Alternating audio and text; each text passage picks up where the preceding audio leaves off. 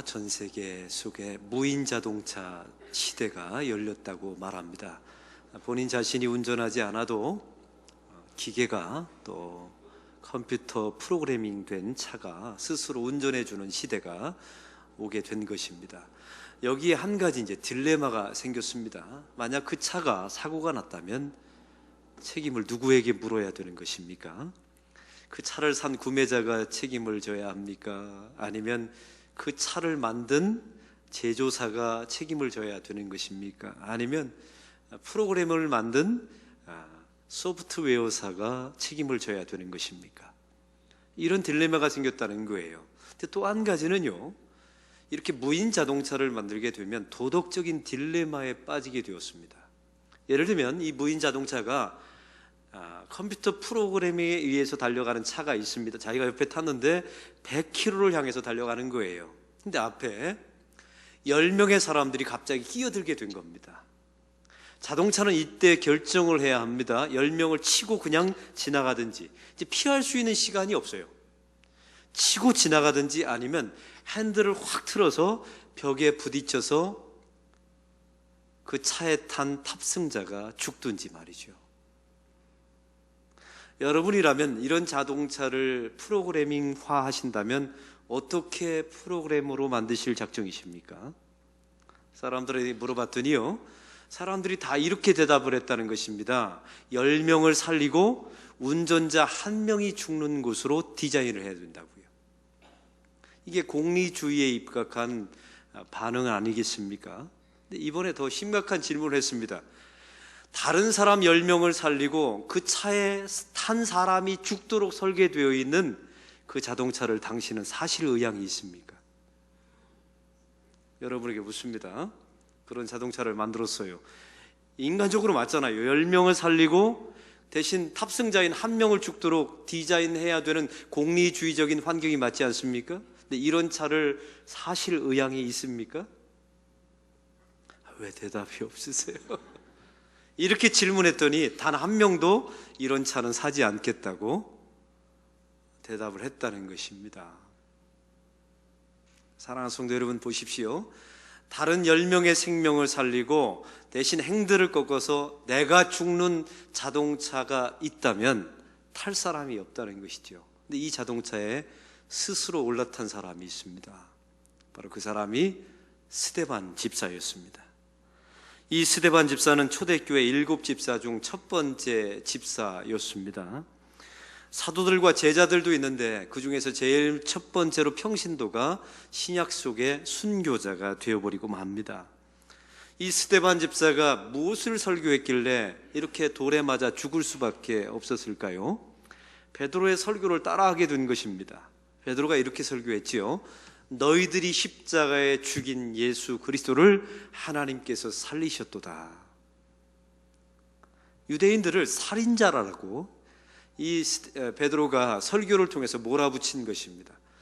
이 말씀을, 이 설교를 스데반 집사도 그대로 따라서 설교하게 된 것입니다. 이 사도행전 7장의 이 장문의 설교 한 편을 하고 스데반 집사는 끌려나가서 돌에 맞아 죽습니다. 유대인들은 어떤 일을 벌였습니까? 사람들을 매수했습니다. 충동질했지요. 그리고 거짓 증인을 내세워서 스데반 집사를 사형 판결을 내리게 됩니다. 신성 모독죄를 뒤집어 씌워서 스데반 집사를 죽이고자 한 것이죠. 그리고 사실은요, 이 산헤드린 공의의 법정은 사형 판결은 내릴 수가 있었어요. 그런데 집행을 할 권한은 없었단 말입니다. 이 설교를 듣자마자 얼마나 격분했든지 자기들에게 사형 집행권이 없다는 사실을 알고서도 스데반 집사를 끌어다가 돌로 죽였단 말입니다. 이 장면 속에서 우리는 한 가지 알아야 될 게 있습니다. 이 스데반 집사는 이 설교를 하면 반드시 돌에 맞아 죽을 수도 있다는 사실을 알았을까요? 몰랐을까요? 알았습니다. 아니, 반드시 나는 죽임을 당할 수밖에 없다는 사실을 스데반 집사가 왜 몰랐겠습니까?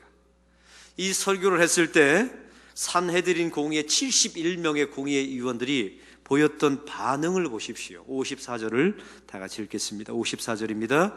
그들이 이 말을 듣고 마음에 찔려 그를 향하여 이를 갈거늘. 오늘 두 가지 반응을 보이게 됩니다. 마음에 찔려, 이건 양심의 가책을 받았다, 이런 의미가 아닙니다.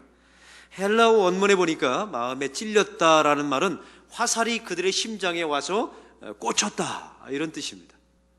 이에 대해서 어떻게 반응했습니까? 또한 두 번째, 이를 갈았다라고 말하죠.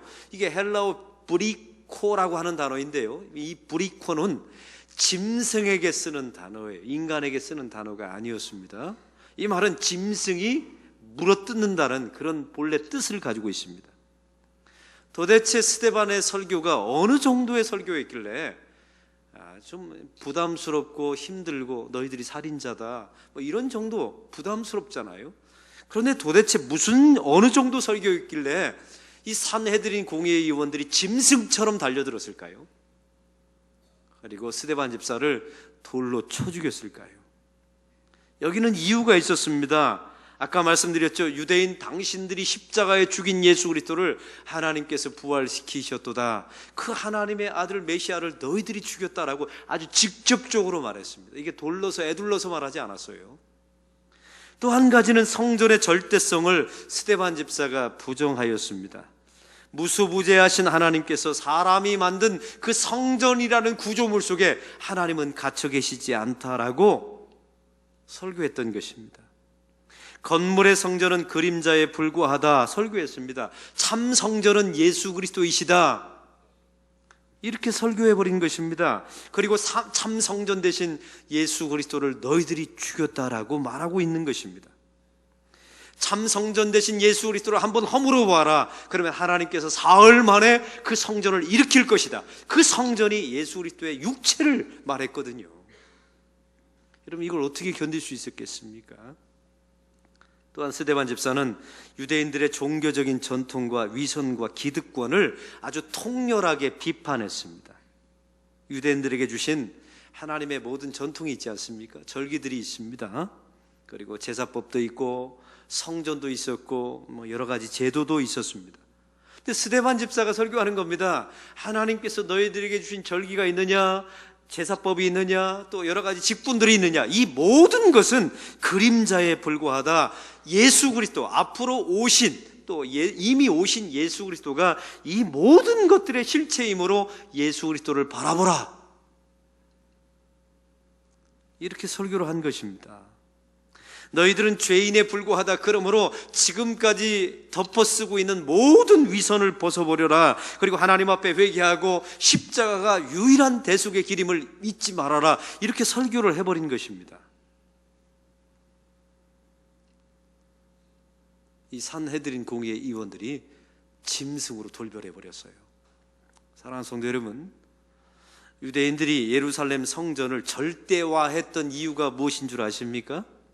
그들은 이렇게 말했어요. 유대인들, 산헤드린 공의회 의원들, 제사장, 서기관, 바리새인, 장로들은 이렇게 말했습니다. 이 성전은 거룩한 곳입니다. 하나님이 계십니다. 여기까지는 문제가 없어요. 맞는 이야기입니다. 근데 그 다음부터가 문제입니다. 여기서만 하나님이 계십니다. 여기서만 드리는 예배를 하나님께서 예배로 받으십니다 라고 말해버린 겁니다. 이런 이야기는 성경에 없잖아요. 이렇게 말하게 된 숨겨진 이유가 있었습니다. 이 성전에만 하나님이 계시고 이 성전에서만 드리는 예배를 하나님이 받으신다라고 말할 수밖에 없었던 숨겨진 이유가 있었죠. 왜냐하면 성전을 통해서 얻을 수 있는 거대한 이익권들이 유대인들에게 있었기 때문입니다.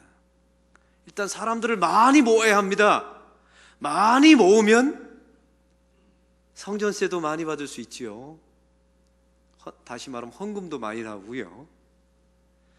또 환전을 할 때 이득이 많이 남고요.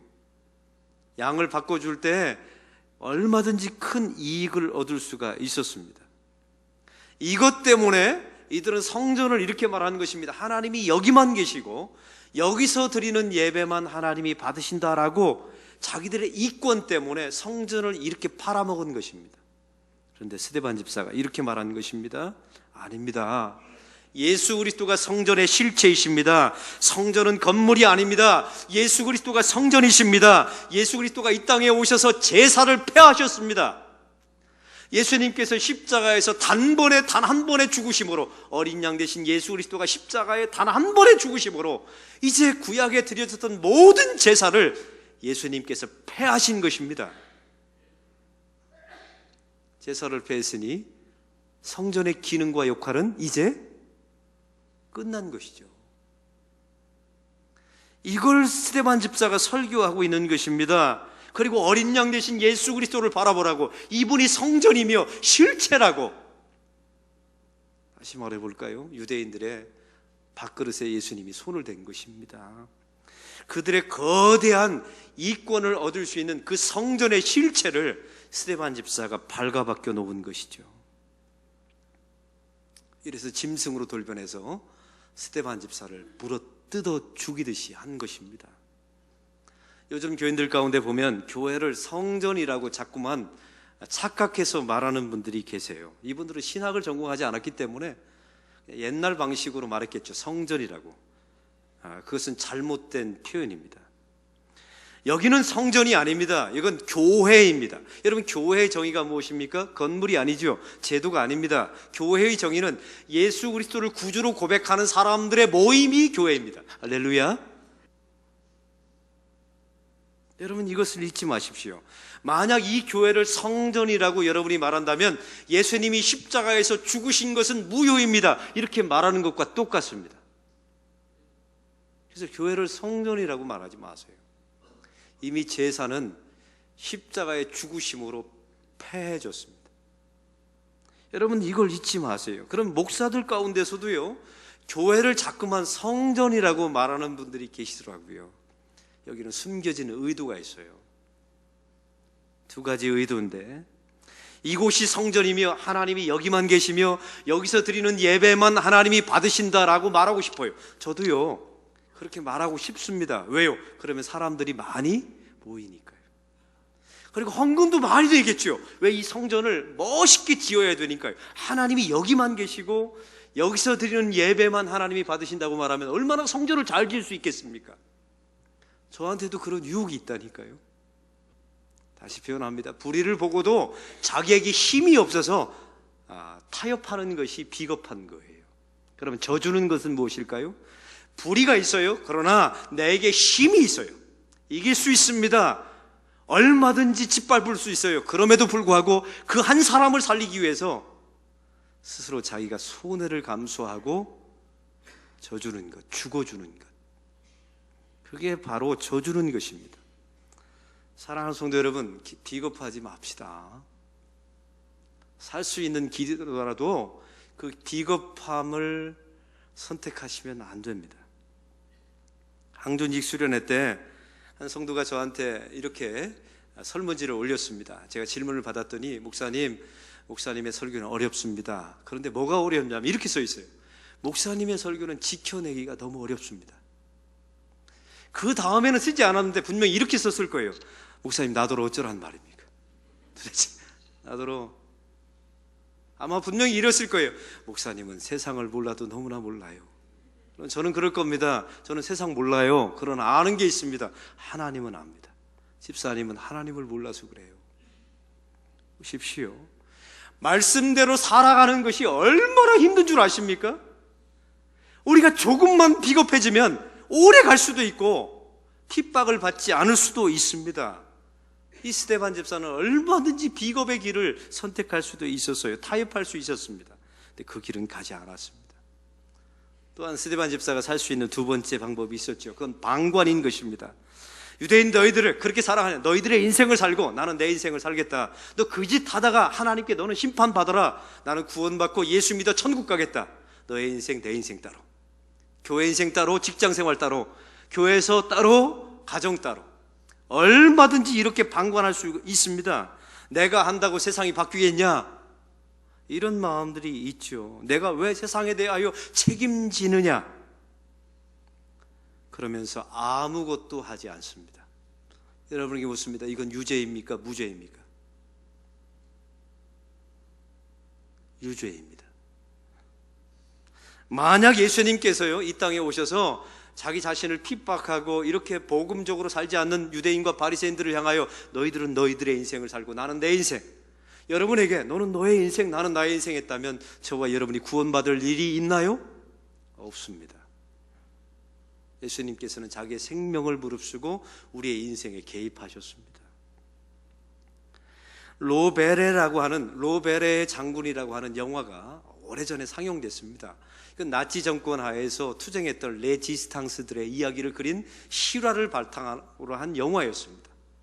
그 영화에 보면 나치 정권에 저항하다가 잡혀온 운동가들이 이제 감옥에 갇혔습니다. 사형 선고를 받았죠. 이제 사형을 기다리고 있는데 그 감옥에서 한 사람이 이렇게 억울함을 호소하는 것입니다. 나는 아무것도 하지 않았어. 나는 저항 운동을 한 적도 없어. 그런데 왜 내가 이런 곳에 끌려와 억울하게 죽어야 합니까? 당신들과 함께. 이렇게 막 억울함을 표현해요. 이때 레지스탕스가 그 억울함을 표현하는 사람에게 이렇게 말합니다. 아무것도 하지 않은 것, 그것이 바로 당신이 죽어 마땅한 이유요. 전쟁은 5년이나 계속되었어. 수백만의 무고한 사람이 죽었어. 수많은 사람들의 피를 흘렸고 도시가 파괴되었어. 조국은 풍년등화 속에 처하게 되었어. 그런데 왜 당신은 도대체 아무 일도 하지 않았단 말이오. 그러므로 당신은 유죄요, 죽어 마땅하오. 오늘 성경의 스데반 집사를 보십시오. 이 타협과 방관하고 싶은 마음들이 그 가슴 속에 얼마나 많았을까요? 인간의 본성이니까요. 자기 생명에 대한 애착이 있으니까요. 이 스데반 집사는 그걸 어떻게 뛰어넘었습니까? 그 분기점이 성경에 계속 나와 있어요. 성령으로 충만하여. 여러분 55절에 나와 있죠? 한번 따라해 봅시다. 성령에 충만하여. 성령에 충만하여. 이게 이제 분기점이 되는 거예요. 자기의 본성은 너는 살아라. 세상은 관련 없다. 조금만 비겁해지면 살 수 있다. 이렇게 말하죠. 근데 그 본성을 뛰어넘어서 성령의 지배를 받게 될 때 이 스데반 집사가 고발의 자리로 나가게 됩니다. 뭐라고 고발합니까? 너희들이 십자가에 죽인 예수 그리스도를 하나님이 살리셔도다. 너희들은 살인자다. 오늘도 동일합니다. 저도 여러분에게 설교를 통하여 고발합니다. 여러분은 예수 그리스도를 십자가에 죽인 살인자입니다. 저도 예수 그리스도를 십자가에 죽인 살인자가 바로 저라는 사실입니다. 이걸 스데반 집사가 고발하고 있는 거예요. 눈에 보이는 성전은 성전이 아닙니다. 예수 그리스도가 성전이십니다. 제사를 폐하셨습니다. 예수 그리스도가 성전의 실체이십니다. 예수 그리스도를 바라보십시오. 그분이 어린 양 되십니다. 그분의 십자가 죽으심을 통하여 구원의 역사가 완성된 것입니다. 이 고발을 한 것입니다. 그리고 당신들의 위선을 벗으십시오. 당신들의 구원인은 제사장 타이틀에서 나오는 것이 아닙니다. 섬김과 죄인으로 하나님 앞에 엎드러짐에서 나오는 것입니다. 성전을 보십시오. 여기서만 주님이 예배 받으시는 것이 아니라 우리의 삶의 현장과 고난의 자리에서 드리는 예배를 하나님께서 받으시는 것입니다. 당신들이 하나님의 아들 메시아를 십자가에 죽였습니다. 이렇게 유대인들을 고발한 것입니다. 사랑하는 성도 여러분, 그런데 세상의 고발과 성경의 고발이 좀 다른 점이 있어요.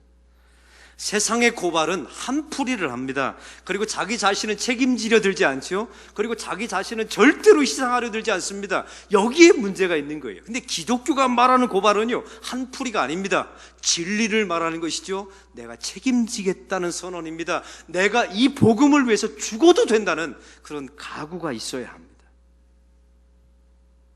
이게 성경이 말하는 고발입니다. 이 고발을 하십시오.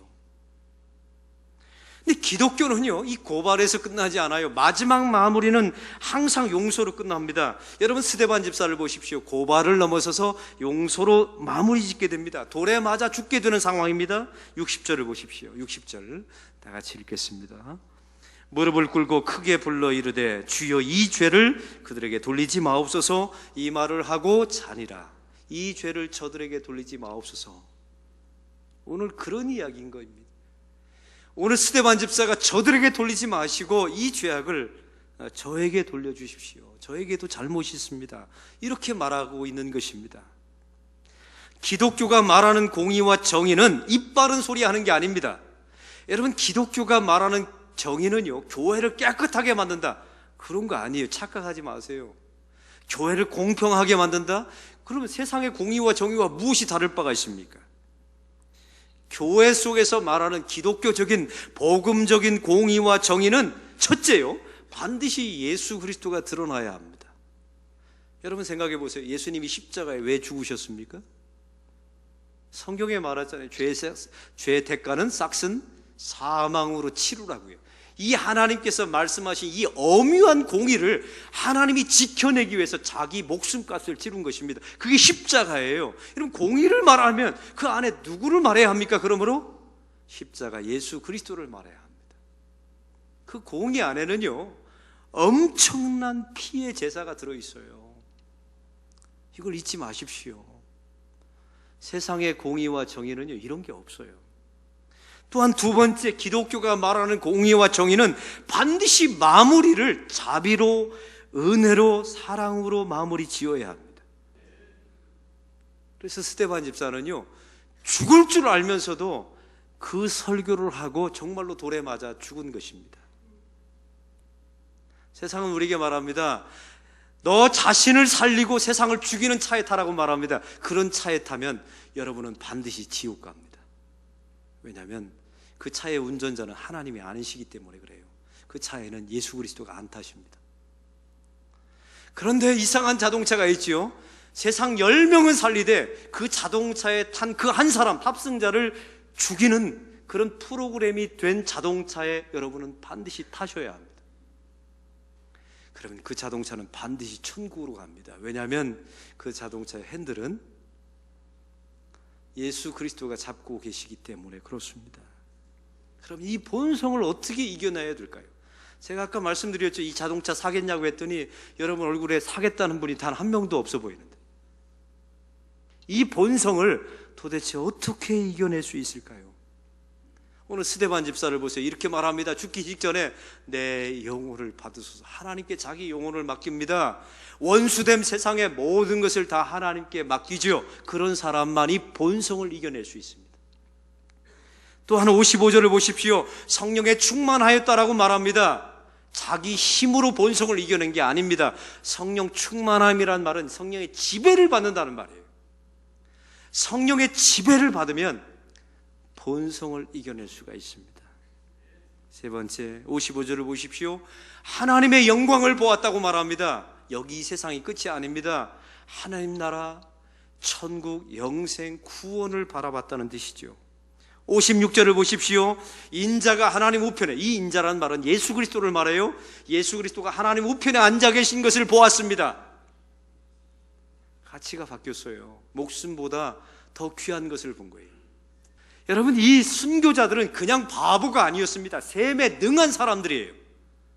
이런 사람들은 광신자가 아닙니다. 하나님 보좌 우편을 보았습니다. 영광을 보았습니다. 예수 그리스도를 보아서요 성령 충만했습니다. 자기 생명을 하나님께 맡겼습니다. 자기 목숨보다 귀한 것을 발견한 사람들이에요. 여러분, 얼마나 부럽습니까? 스데반 집사는 방관과 타협을 넘어서 성령 충만하여 하나님의 영광을 보고 보좌 우편에 앉아 계신 예수 그리스도를 바라보고 그분을 사랑하여서 고발과 용서로 뛰어넘었다는 것입니다. 저와 여러분도 이 땅에서 비겁하지 맙시다. 타협하지 맙시다. 어떻게든 완벽하진 않지만 어떻게든 성령 충만하여 고발하고 책임지려 하고 그리고 용서로 우리의 모든 것을 마무리 짓는, 저들에게 죄를 돌리지 마시고 하나님 저에게도 잘못이 있습니다, 이렇게 고백하게 될 때 여러분의 가정이 살고 우리 교회가 살고 이 민족이 사는 놀라운 역사가 일어나게 될 줄로 믿습니다.